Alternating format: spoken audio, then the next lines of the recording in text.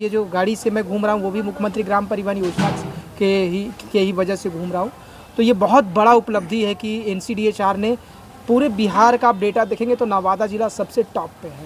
पहले तो एलोकेशन 3000 करोड़ था, अभी ये बढ़ के 6000 के 5500 बढ़ चुका है। ठीक है, इसके अलावा स्टेट गवर्नमेंट का भी एलोकेशन है और इसका मतलब दो सरकार की एक स्कीम है। ये सेंट्रल गवर्नमेंट का ही हिस्सा नहीं है, मतलब रिस्पॉन्सिबिलिटी नहीं है, स्टेट गवर्नमेंट का भी रिस्पॉन्सिबिलिटी है। दलितों के लिए, आदिवासियों के लिए योजना बनाती है, उनका विकास कैसे हो, उनका बच्चा आगे कैसे बढ़े। जो बच्चों का जो लीडरशिप क्वालिटी है उनको पता नहीं कि उनके पास क्या लीडरशिप क्वालिटी है, उसको हम ये कोशिश करते हैं कि उसका लीडरशिप क्वालिटी जो है आगे बढ़ के आए और उभरे भी और अच्छा वो लीडर बन के समाज के लिए काम करें। सबसे पहला ये है जी। दूसरा ये है कि बच्चों के लिए जो हक अधिकार है, जो नेशनल लेवल का, स्टेट लेवल का और यूनाइटेड नेशन लेवल में जो बच्चों के लिए जो अधिकार दिया गया है उसके बारे में भी बच्चों को जानकारी देना है ताकि वो अपना अधिकार लेके आगे बढ़े। तीसरा ये है, बच्चों के लिए बहुत सारे सरकार की ओर से, बिहार गवर्नमेंट और गवर्नमेंट ऑफ इंडिया की ओर से बहुत सारे स्कीम हैं, प्रोविज़न है पढ़ने के लिए स्पेशली, जैसे कि प्री मैट्रिक स्कॉलरशिप है, पोस्ट मैट्रिक स्कॉलरशिप है। ये इसके ऊपर बच्चों को भी इंफॉर्मेशन देना चाहिए ताकि वो आगे जाके वो अप्लाई करेंगे और इसमें जो पैसा दी जा रही है बच्चों को, वो पैसे लेके वो अपना हायर एजुकेशन कंप्लीट करेंगे। इसके अलावा दलित और ट्राइबल बच्चों के लिए बहुत सारे भारत सरकार की ओर से स्कीम पैसा दी जा रही है स्कीम के माध्यम से, जैसे कि नेशनल ओवरसीज स्कॉलरशिप है, एक बहुत बड़ा इम्पोर्टेंट स्कॉलरशिप है जिसमें बच्चों को पैसा दिया जा रहा है फॉरेन में पढ़ने के लिए, अच्छे स्टूडेंट को, चाहे वो इंजीनियरिंग में पढ़े या मेडिकल पढ़े या रिसर्च करे या PhD करे, चाहे वो US में पढ़े या इंग्लैंड में पढ़े, ऑस्ट्रेलिया में पढ़ सकते हैं या जर्मनी में पढ़े, जापान में, कहीं भी वो पढ़ सकता है। अभी तक इस संगठन के माध्यम से कितने बच्चों को लाभ दिया गया है? बहुत सारे बच्चों को इसी संस्था की माध्यम से हमने पूरी देश में हमने मदद किया है और बिहार के बारे में धर्मदेव भाई जो है वो बताएंगे। मैं पूरी नेशनल लेवल में हम लोग किया है उसके बारे में मैं बात करना चाहता हूँ। इसमें ये स्कीम ऐसा पोस्ट मैट्रिक स्कॉलरशिप एक बहुत बड़ा इम्पोर्टेंट स्कीम है जिसमें 62 लाख बच्चों को स्कॉलरशिप मिलता है पूरी देश में। ठीक है, और इसका एलोकेशन जो था कम था और भारत सरकार इसको ख़त्म करना चाहते थे, बंद करना चाहते थे, क्योंकि ये 1944 से लेकर आज तक चल रहा है और पहले तो इसका एलोकेशन भारत सरकार की ओर से बस 3000 करोड़ था और जैसे हमारा रिक्वेस्ट बढ़ती गई है और डिमांड बढ़ता गया है, अभी उसका एलोकेशन है 5500 करोड़ रुपया पूरी देश के लिए है, जो कि बहुत बड़ा इम्पोर्टेंट स्कीम है। ठीक है, और इसमें राज्य सरकार की ओर से और केंद्र सरकार की ओर से पैसा दी जा रही है। कितना % दिया जाता है? राज्य सरकार 40% देते हैं और केंद्र सरकार जो है 60% देते हैं। ये सेंट्रल और स्टेट गवर्नमेंट का जो शेयरिंग स्कीम है जिसमें ये दो सरकार की ओर से बच्चों को पैसा मिलता है। या स्कॉलरशिप पाने के लिए बच्चों को एंट्रेंस भी देना होता है क्या? नहीं, एंट्रेंस नहीं, इसमें एडमिशन करना चाहिए, अच्छा रिकॉग्नाइज्ड स्कूल में उसको एडमिशन लेना चाहिए और बस इतना ही है। जो बच्चे इस संस्था को और इस संगठन के बारे में नहीं जानती है या इस योजना के बारे में नहीं जानती है तो कैसे आप तक जुड़ सकते हैं? इसमें हम तो पूरे देश में हम लोग पहुंच नहीं पाएंगे ना, इसलिए हम लोग का एक अप्रोच है पूरी देश में। हमारे साथ 400 से ज़्यादा नेटवर्किंग NGO है, नेटवर्किंग ग्रुप हैं जो कि ग्राउंड लेवल में पहुंचते हैं। उसके अलावा हमारे पास स्टूडेंट वॉलंटियर्स हैं, स्टूडेंट लीडर्स हैं, जिसको हम ट्रेनिंग देते हैं बजट के बारे में और स्कॉलरशिप के बारे में उनको जानकारी देते हैं। और टाइम टू टाइम हम प्रेस कॉन्फ्रेंस भी करते हैं, यूनियन लेवल में भी करते हैं, स्टेट लेवल में भी करते हैं। और ये वॉलंटियर्स जो है और ये जो लीडर है, स्टूडेंट लीडर है, हमारे समाज के जो बच्चे हैं, हमारे देश में जितने बच्चे पढ़ते हैं उनको उन तक वो पहुंचते हैं और मदद भी करते हैं।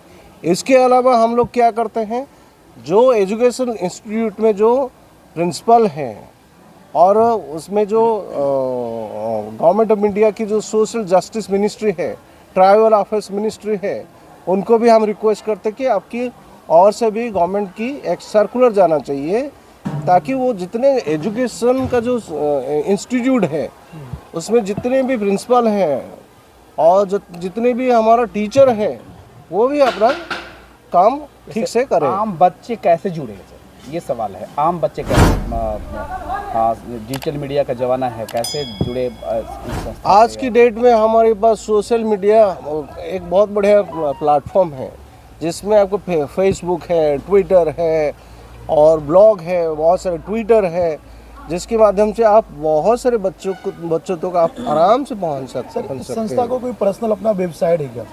हाँ, ये संस्था का एक अपना पर्सनल वेबसाइट है, वेबसाइट की डिटेल्स बता दो। www.ncdhr.org.in। यही पूछना था। ठीक है, उसमें आपको सारे के सारे जानकारी सर, मिल ये जाएगा। सब योजना चलाने के बाद बिहार के शिक्षा बच्चे स्तर कैसे में- जुड़े इसी संस्था के या इसी वेबसाइट के तहत जुड़े, बिहार हाँ, के बच्चे खासकर? हाँ, ये हमारा नेशनल लेवल का वेबसाइट है, जिसमें कोई भी जुड़ सकता है। ऐसा कुछ ये सब स्कीम आने के बाद शिक्षा स्तर में कितना पहले से ज़्यादा बढ़ा या घटा है? क्या बदलाव आया शिक्षा स्तर में? बहुत कुछ बदलाव आया है। नेशनल लेवल में मैं बता रहा हूँ, पहले तो एलोकेशन 3000 करोड़ था, अभी ये बढ़ के 6000 के 5500 बढ़ चुका है। ठीक है, इसके अलावा स्टेट गवर्नमेंट का भी एलोकेशन है, और इसका मतलब दो सरकार की एक स्कीम है। ये सेंट्रल गवर्नमेंट का ही हिस्सा नहीं है, मतलब रिस्पॉन्सिबिलिटी नहीं है, स्टेट गवर्नमेंट का भी रिस्पॉन्सिबिलिटी है। और स्टेट गवर्नमेंट के बारे में धर्मदेव जी आपको बताएंगे बिहार में क्या हो रहा परिचय है। बता देंगे सर, और नाम बता देंगे। सॉरी, नाम थोड़ा note हाँ, करें। मेरा नाम है आदिकांत सिंह और मैं नेशनल कोऑर्डिनेटर हूँ, national campaign on Dalit humanities से, दिल्ली से। अब बिहार के बारे में क्या कुछ बताने वाले थे सर, आप बताएं। आप लगभग सारी बातें सर बता चुके हैं। बिहार के बारे में इतना ज़रूर कहूँगा कि आप जैसा कहा कि पहले से अभी में क्या बदलाव आया, तो आपको बता दें कि पहले जो स्कीमें होती थी सरकार का, उसमें क्या है कि हमारे जो ग्रास रूट लेवल एरिया तक जो लोग हैं उनको जानकारी का अभाव होता था। हमारे आने के बाद, यानी NCDHR के आने के बाद, आपको एक उदाहरण देंगे कि मुख्यमंत्री ग्राम परिवहन योजना एक स्कीम आया था, आपके भी नॉलेज में होगा। उस स्कीम योजना के तहत जो है नवादा जिला के 700 लोगों को NCDHR स्पेशली मतलब बेनिफिशरी बनाया है। आप कहीं भी देखेंगे, DTO ऑफिस जाएंगे, वहाँ भी, इवन मैं भी एक बेनिफिशरी हूँ। आज ये जो गाड़ी से मैं घूम रहा हूँ वो भी मुख्यमंत्री ग्राम परिवहन योजना के ही वजह से घूम रहा हूँ। तो ये बहुत बड़ा उपलब्धि है कि NCDHR ने पूरे बिहार का आप डेटा देखेंगे तो नवादा जिला सबसे टॉप पे है। इसका रीज़न यही है कि हमने लोगों तक पहुँचाया, और सबसे बड़ी बात यह है कि बिना अधिकारी के सपोर्ट के आप कोई भी स्कीम को सक्सेस नहीं कर सकते। आपने देखा होगा SDM है, BPRO, चेयरमैन, सबको लाने का एक ही मकसद होता है कि हम उनके साथ कनेक्ट हों, क्योंकि हमारे जो लोग हैं ग्रामीण क्षेत्र तक वो डरते हैं ब्लॉक जाने में, डिस्ट्रिक्ट हेडक्वार्टर जाने में। तो उनको सामने से इंटरेक्ट करवाने से ये होता है कि उनको जब लगता है कि धर्मदेव बात कर रहा है तो हम क्यों नहीं बात कर रहे हैं, इस तरह से होता है। सर, अपने क्षेत्र की बात करें तो पहले से लेकर के दलित या आदिवासी में कितना जागरूकता आया, चाहे वो शिक्षा विभाग हो, चाहे और भी उनके जो मौलिक अधिकार में कितना वो भागीदारी लेने लगे? पहले से अभी में क्या बदलाव आया सर?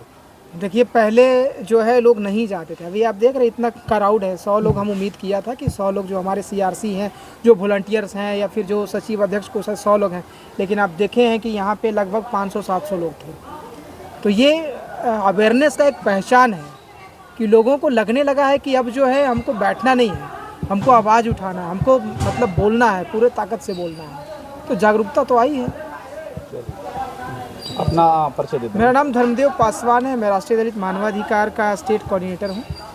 दलित और आदिवासी के विकास के लिए यह प्रोग्राम है। राज्य सरकार या केंद्र सरकार दलितों के लिए, आदिवासियों के लिए योजना बनाती है, उनका विकास कैसे हो, उनका बच्चा आगे कैसे बढ़े, और वह योजना जो सरकार बनाती है धरातल पर सही रूप में योजना का क्रियान्वयन होता है या नहीं होता है, यह जो संस्था है, यह संस्था माध्यम से ग्रामीण क्षेत्र के बच्चों को, दलित या वंचित समाज के बच्चों को यह संस्था योजना का बारे में जानकारी देती है।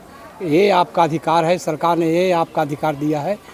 छात्रवृत्ति का अधिकार हो, पोशाक का अधिकार हो, उनके शिक्षा का अधिकार हो, यह संस्था के द्वारा ही दिया जाता है। और बच्चों में इसकी और समाज में संस्था के माध्यम से जागरूकता आती है। सरकार की योजना है उसके प्रति बच्चों में जागरूक आती है। सर क्या लगता है कि वास्तव मायनों में जो दलित अति पिछड़ा का जो हालत था पहले, लेकिन सरकार भी उन्हीं का है, लेकिन फिर भी आखिर क्या हालत में चेंजिंग नहीं आ रहा है? हाँ, चेंजिंग आया है कुछ।